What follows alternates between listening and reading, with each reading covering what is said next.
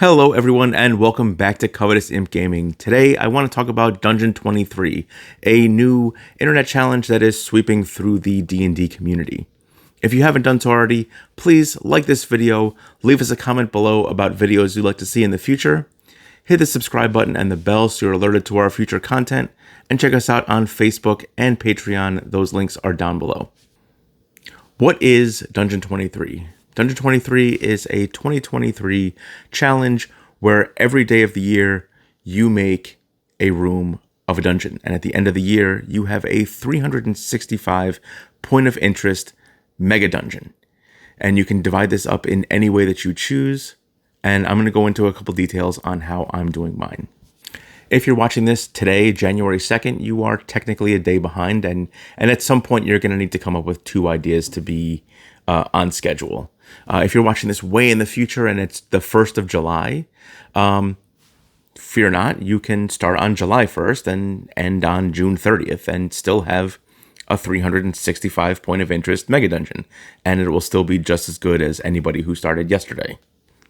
So I like to look at mega dungeons like Tomb of Annihilation and Dungeon of the Mad Mage, and they're massive. Tomb of Annihilation was only like 81-ish points of interest. So you're going to make something that is more than 4 times larger than Tomb of Annihilation.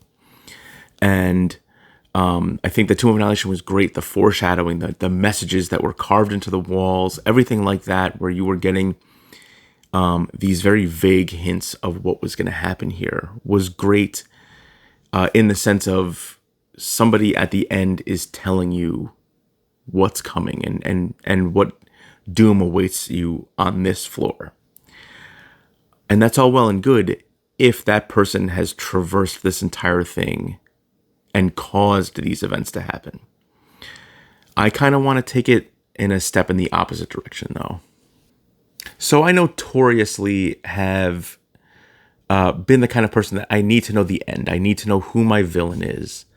And with this, I'm trying to go the opposite direction. I want to start at the beginning, and I want to build it as my players would experience it. So I very much want the first level to just be some kind of humanoids, like a bandit incursion is taking over this tower. And as you delve deeper, so I've brainstormed pretty much all day today.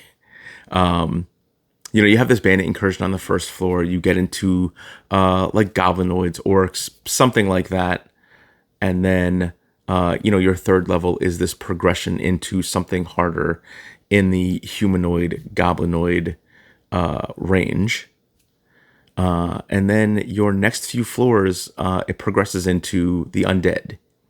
And the floors that follow that will be some corrupting force that killed the first people who came down this far and wouldn't let those things rest. And now those things are just kind of building up this undead army and this buffer between the humans and whatever this corrupting force is. And then as you get further down or up, depending on which way this goes, that corrupting force becomes more and more obvious, and the veil between your reality and that other plane, dimension, whatever it is, becomes thin, and you almost have to cross over into someplace else to deal with these waves of stuff that are just pouring through and corrupting your home. So I wanted to get the rough planning done because I wanted to figure out a way to have people be able to buy, sell, and trade to other people. And most importantly, I wanted to have a way for people to get replacement party members, because in a place like this where you're sealed off basically from everything else, you need to have a way to get replacement adventurers. People are going to die. You're going to run out of resources and not be able to survive a fight. The dice are going to go either in the DM's favor or the death saves are going to go against your favor. And if there's not a spell slot available for Revivify, or later on a spell slot available for Raise Dead, someone's not prepared, whatever it is, you need to be able to have a replacement. So I wanted to be able to work in these, a nameless character that's getting experimented on by that corrupting force down below, or the bandits have trapped an adventurer in a cage and they're tormenting and torturing them for information about the town, or why are they sending people in here?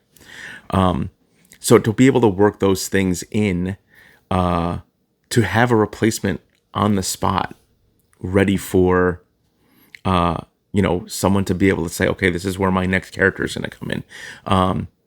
Not that I want this to be like Tomb of Annihilation, but I want it to be a challenge, and every floor should be a much harder challenge. That was my thought process behind planning out how deep this dungeon would go. So I did the math on it too, and if you do a 28 point of interest floor, you would have 13 28 point of interest floors would get you to 364, leaving you one day, New Year's Eve of 2023, to come up with your ending, a amazing treasure room, whatever you come up with for how this all comes to an end.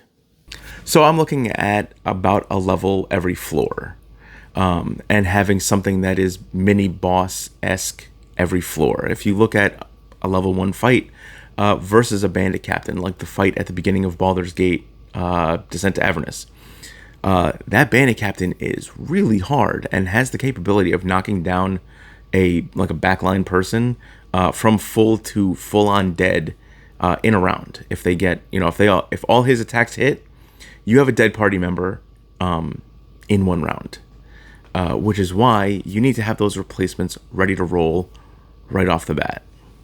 So I will be doing my dungeon in the Book of Holding. I will give away a Book of Holding before my next video.